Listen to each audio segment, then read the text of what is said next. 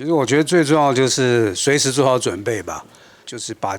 自己的这个基本功做好，然后就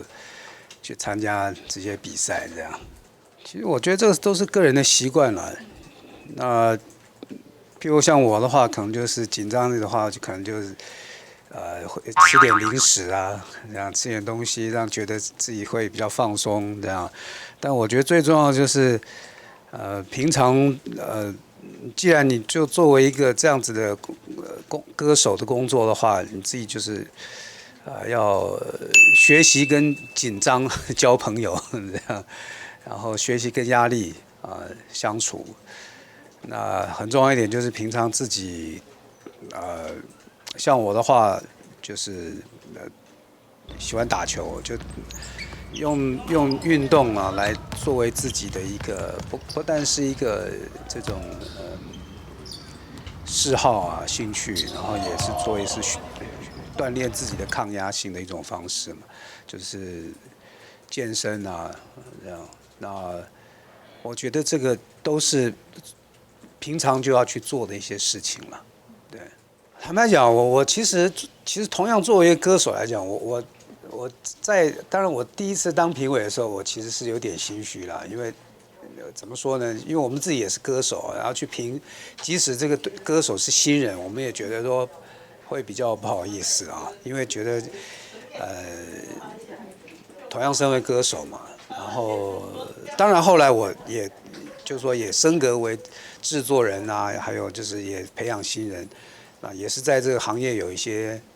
已经累积了一些经验，然后我也会跟这个就是说一些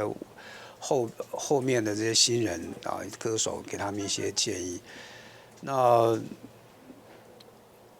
我觉得很重要一点就是说，基本的才华是一定要有的啦，对。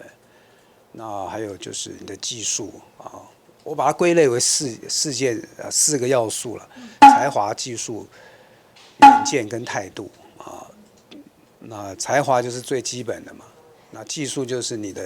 本身的功夫功力，那这个平常就要训练的。远见就是你怎么去经营你自己的这个事业，你必须把它当成一个专业一个事业。当然就是最后一个就是态度态度当然就是牵涉到就是说你怎么去面对你自己的这样子的一个你要把它当成一个事业的这样一个工作，那你一定是各方面就都要把它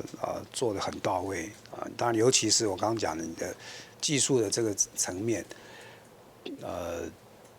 台风啦，还有你的唱功、你的音色我觉得当然音色是天生的，这个也没有办法去有太多的改变。但我觉得最重要就是说去找到属于你自己、适合你自己的这种音色的歌曲。那还有就是你的这个情绪的表达表情。以及你这个我觉得最基本的就像譬如说拍子啦还有你的这个音准还有你的情绪的这种是不是很拿捏的恰到好处，我觉得这个都很重要的。对，就技术面来讲有一些新生代的歌手，我觉得他们的风格可能跟我们的他们又比较有创新的这种风格那我还是比较喜欢跟那种就是属于这种比较注重唱功的这样子的歌手来合作。那你说他算新生代，他也有一段时间了，像譬如说邓紫棋我觉得他就是很不错的，就是可能近5、6年来吧的就是崛起的一位新的这个歌手。当然他也已经为大家所这个熟知对。